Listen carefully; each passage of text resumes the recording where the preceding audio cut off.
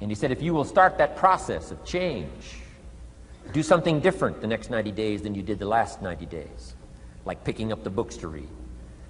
Do something different, like the new health disciplines, relationship with your family, whatever it is, doesn't matter how small it is. If you'll start doing different things with the same circumstances, since we cannot change the circumstances, but we can change ourselves. We can change what we do.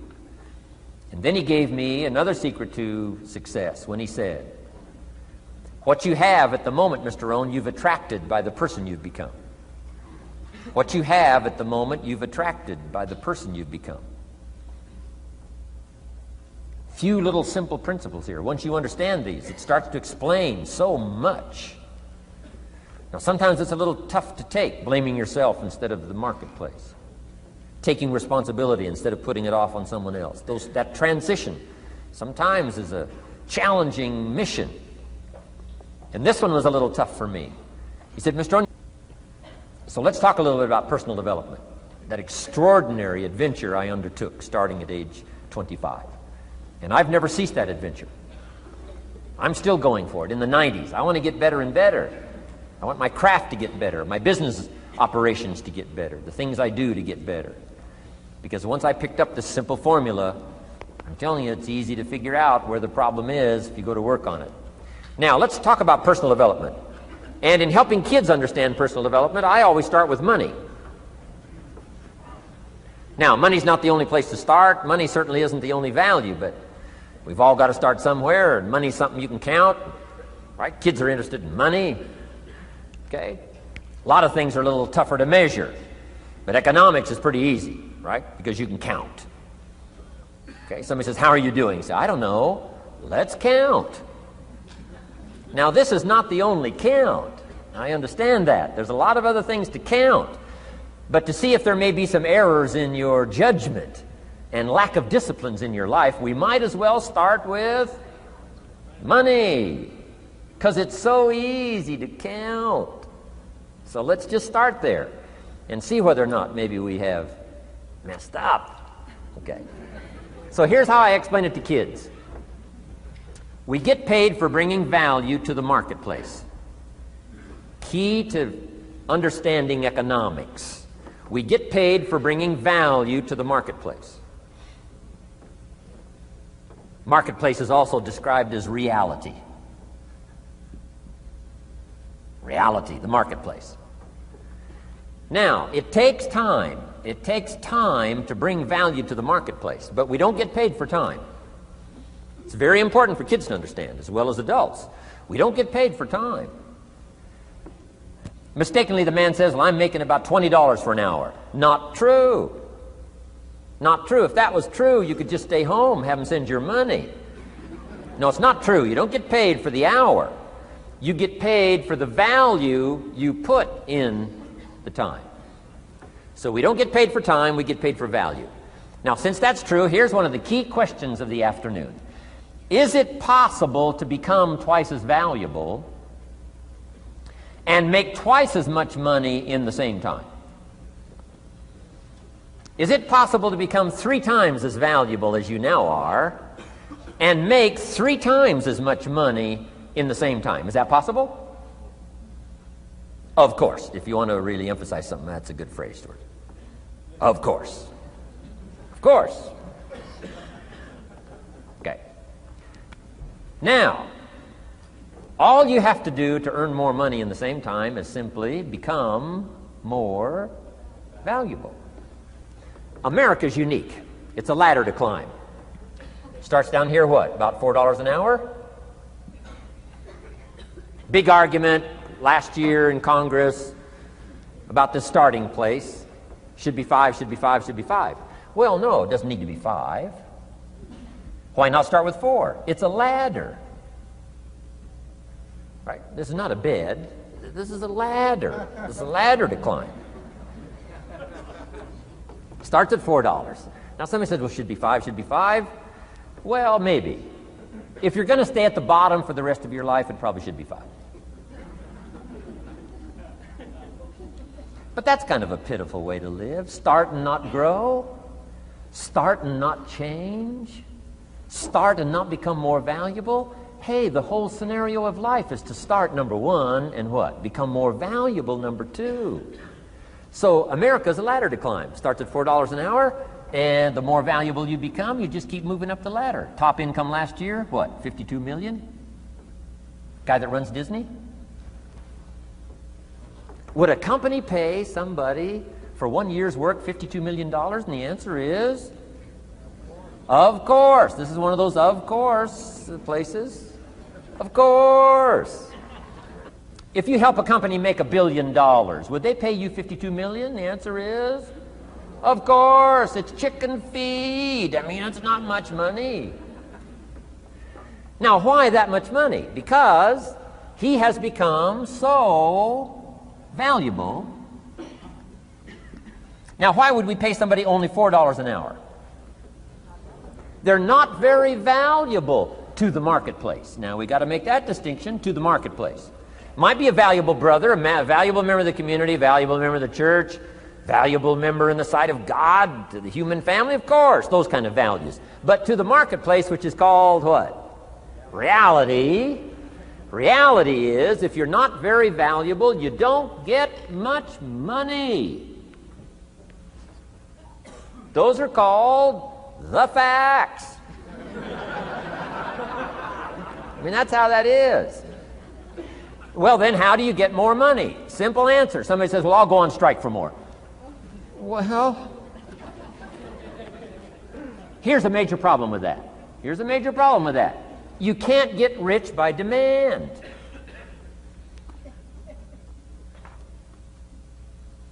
Somebody says, well, I'm waiting for a raise. I'm telling you, it's easier to climb than to wait for a raise. Why not just become more valuable rather than wait? I'm telling you, that's the key to all good things. Becoming more valuable.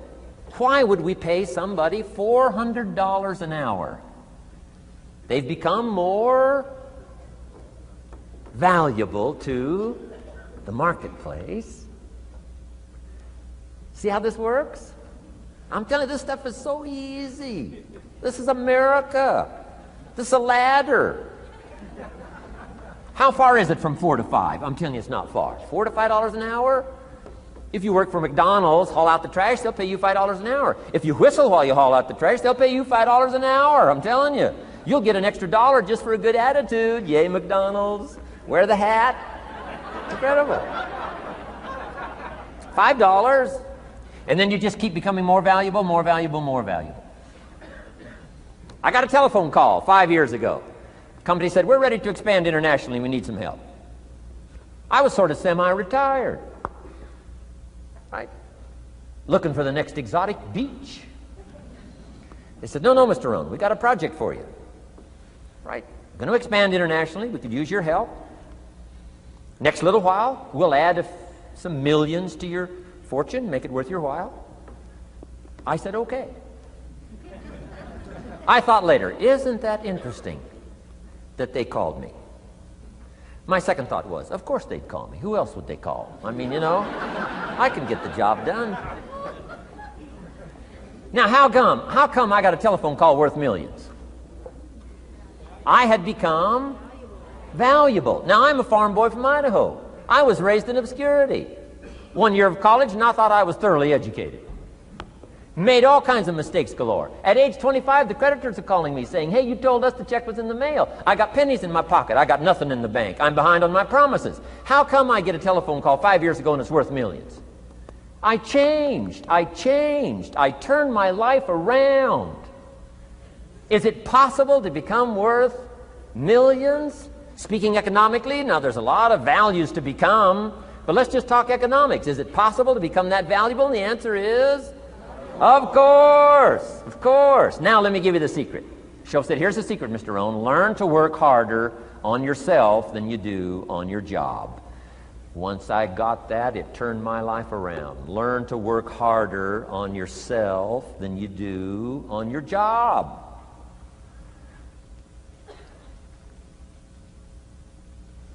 He said, if you work hard on your job, you'll make a living. If you work hard on yourself, you can make a fortune. If you would have known me at age 25, you would have said, Jim Rohn's a hard worker. If you'd have known me, you'd have said that. I'm the guy, I don't mind coming a little bit early, staying a little bit late. I don't mind that. You'd have said, well, Jim Rohn's a hard worker. You say, well, how come he's got pennies in his pocket and nothing in the bank and behind on his promises? Well, I was a hard worker, but I was working hard on my job, not on myself. I'm telling you, if you'll learn that simple little principle and start the process today, latest tomorrow, give you tonight to think it over. And start this whole process of personal development, work on yourself, make yourself more valuable to the marketplace. I'm telling you, you can so dynamically change your income, and economics is the least of the values that you can start earning in terms of equity if you'll start working harder on yourself than you do on your job. Work hard on yourself and develop the skills. Work hard on yourself and develop the graces. All of the stuff necessary to become more valuable to the marketplace. I'm telling you, your whole life can explode into change. Promotions, no problem. Becoming more valuable to the company, I'm telling you, no problem. Money, no problem. Economics, no problem. Future, no problem. If you just go to work on the right thing. Not get things out there to change. Don't try to change the seed. Don't change the soil. Don't change the sunshine. Don't change the rain. Don't change the mix of seasons. Let the miracle of everything that's available work for you, and start working on the inside. Work on your philosophy. Work on your attitude. Work on your personality. Work on your language. Work on the gift of communication. Work on all of your abilities. And if you'll start making those personal changes, I'm telling you, everything will change for you. Now, let me give you another scenario on personal development. It's called the 4 major lessons in life to learn. Before we get to the 4 major lessons in life to learn, let me give you a key phrase for your notes. Here it is. Life and business is like the seasons. Life and business is like the seasons. Frank Sinatra sings, life is like the seasons. Now, here's one of the key phrases that changed my life. Starting at age 25, you can see this whole scenario. Personal development for me began. I've never been the same since. Here's the next key phrase. You cannot change the seasons, but you can change yourself. You can't change the seasons, but you can change yourself. My best hope, right? When I'm 25 years old, my best hope was to go through the day with my fingers crossed saying, I sure hope things will change. I sure hope things will change. It seemed to be my only way for my life to get better if things would change. Here's what I discovered. It isn't going to change. It isn't going to change. I did a seminar one time for Standard Oil executives and management in Honolulu, now known as Chevron. And we're talking economics one day around the conference table. And one of them said to me, Mr. Rohn, you know some fairly important people around the world. You have a chance to travel internationally. Can you tell us what you think the 80s are going to be like? Now you can tell how far back this goes. He said, what do you think the 80s are going to be like? And I thought for a moment, and I said, gentlemen, I do know the right people. And I do have some experience, I think I can tell you.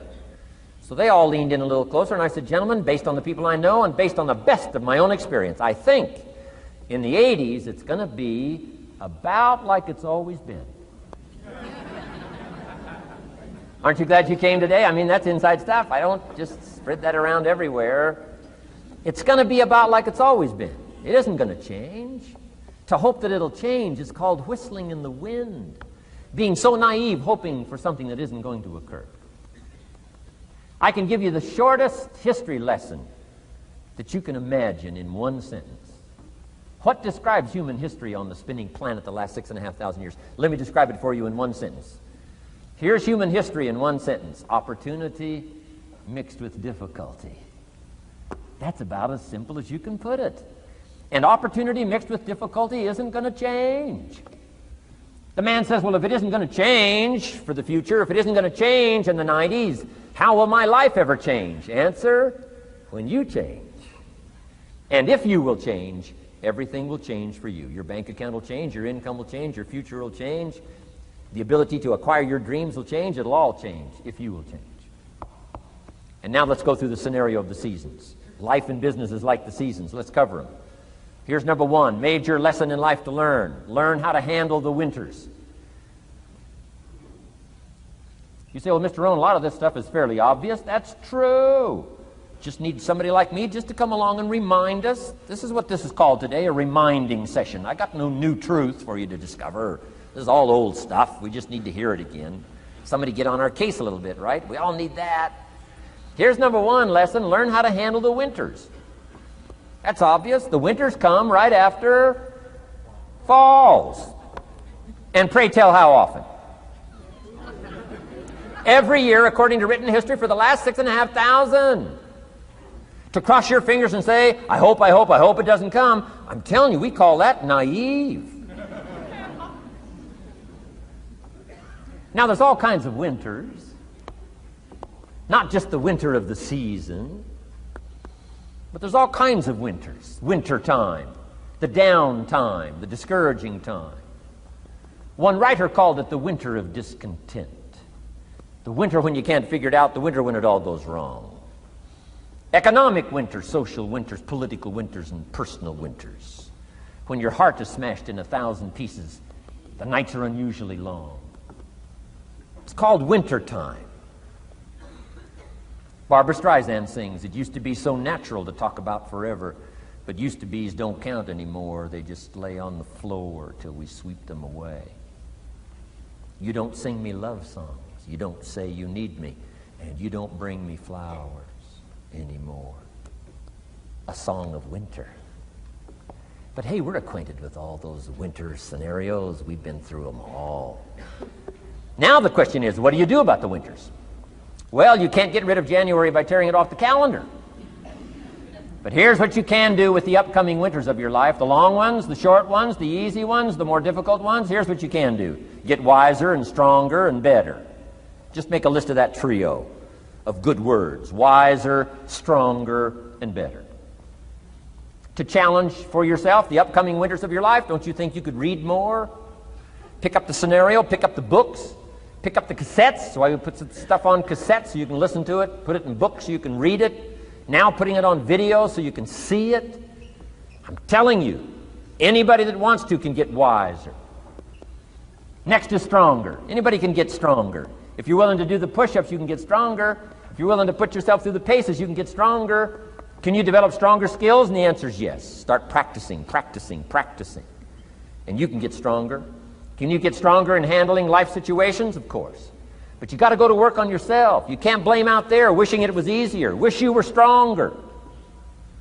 And here's the last one, get better. Anybody can get better. Language, we can all get better. I've been lecturing now for 33 years, and I'm telling you, today versus 33 years ago, I'm better. First time I gave a talk, I stood up, my mind sat back down. I mean, you know, I've been through that whole deal. Opened my mouth, nothing came out for a while. My knees are banging together, the sweat's pouring off my face, I'm shaking like a leaf. It's called terror, in case you haven't tried it. Those first attempts. But I'm telling you, I got through it, and I did it again, and I got through it, and I did it again, and I got through it. And now, of course, I can lecture for a few hours in one day. Anybody can get better. Develop the skills, okay? Handle the upcoming winters. Don't wish away the winters. That's called naive. Wish for the skills. Wish for the strength. Wish for the wisdom. Here's the second major lesson in life to learn. Learn how to take advantage of the spring. Uniquely enough, spring follows winter. And pray tell how often? 6,500 times. I mean, those are good odds.